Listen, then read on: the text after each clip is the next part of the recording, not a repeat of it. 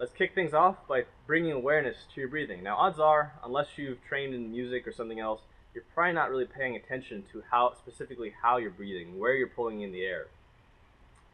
With that in mind, if you've ever moved vigorously, if you've ever gotten stressed, if you've ever watched a horror movie, you've probably heard a variant of chest breathing, where we're using these intercostal muscles of the rib cage to pull in air. So in a horror movie, it sounded kind of like this.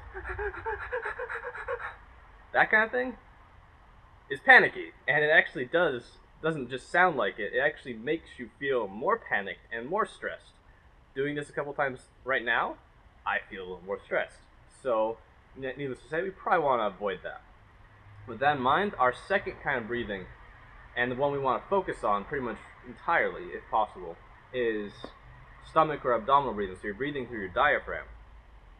With that in mind, what we're going to do today is have one hand on our chest like this, and we're going to have one hand on our stomach where our diaphragm is, which is just below the rib cage.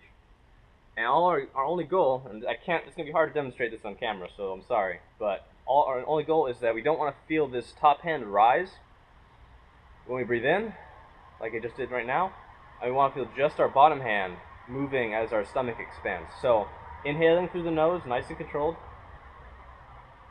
expand the stomach, and then exhale through the mouth. And you're just going to do this for about a minute.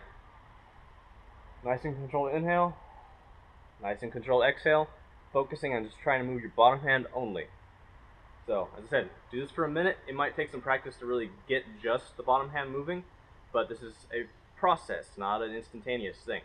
So, with that in mind, after you're done, my challenge for this, basically the rest of the week, is for you to just occasionally, maybe when you're taking a break from something, switching activities, I want you to check in again, make sure you're doing abdominal breathing. Or, if you've just did a workout or you're feeling a bit stressed and your breathing feels kind of rapid or shallow, I want you to come back, check, and make sure you're doing abdominal breathing. And if you do this and do it often enough, it'll start to become automatic, and you'll probably find you're calmer. If you're ever doing any kind of exercise, workouts, movement, whatever you want to call it, you'll have more energy and last longer during it, and you're probably just going to feel more awesome in general.